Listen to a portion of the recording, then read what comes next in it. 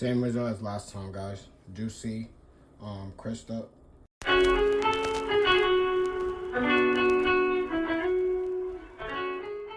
Hello guys, it's Reg the King here. Today I'm showing no face because I don't want no case. So my last video that I posted, the chicken recipe that I made, got the most views on my shorts right now, and I thought why not just show basically what I did. So here we go. So first, it'll be a very short video, by the way, too. It didn't take me that long to make this at all. It's an easy recipe to go. First, I have some chicken thighs that I bought from Costco with the skin on. I took out the skin because I don't like the skin, and took out most of the fat off of the chicken and washed it with vinegar and water. You can do the same, or just basically if you want the skin as well too, you can have the skin on. I just don't like the skin. All right, so to season this, very easy. Get yourself some Greek yogurt. Put it in. Greek yogurt. Like I said before, I don't usually measure anything, to be honest, but you know, I'm making these videos, so I'm gonna try my best to measure it. But I put like 3 tablespoons of Greek yogurt.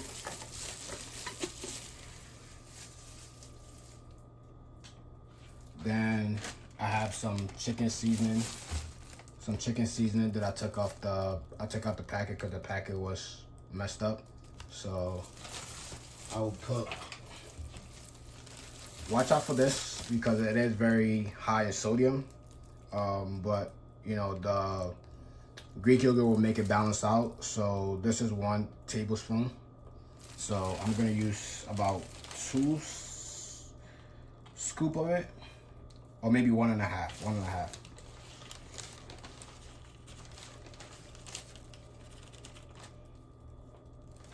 That should be good.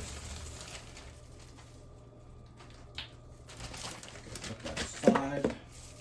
Then some black pepper. Should be so easy, you know, no time at all. And I also season it and just put it in the fridge and for the next day, and that's when I put it in the oven and bake it. Using some cayenne pepper for spice. If you're not good with spice, do not use this at all. But I always say in my video, I like spicy. So I added some of that in there. And then some cumin.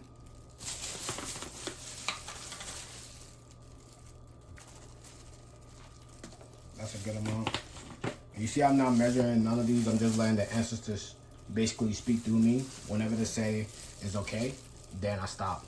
If not, I just keep going. So it's pretty hard for me to give you, you know, the direct measurements when it comes to cooking, because I just be cooking. I just know, for some reason, I just know when to stop and when to not stop, you know, when it comes to seasoning and stuff. I got some paprika, which is the second to last thing that I use.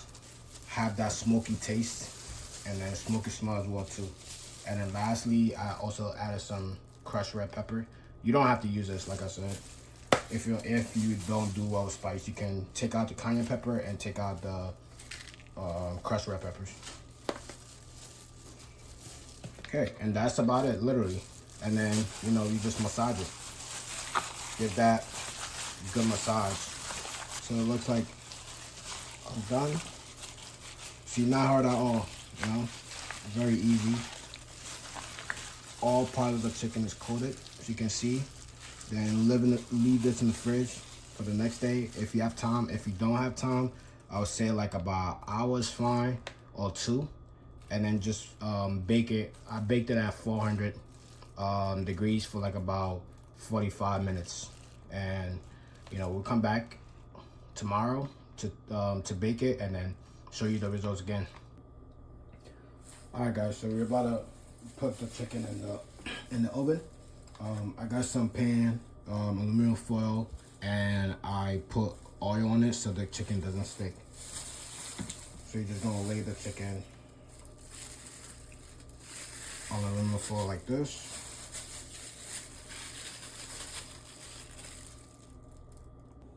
All right, all done. So This is going in the oven at 400 degrees for about 45 minutes. Check on it. If the top doesn't look as crispy as you want it, put it on board and on high for like about 10 minutes, and you should get that crispy chicken like if you want.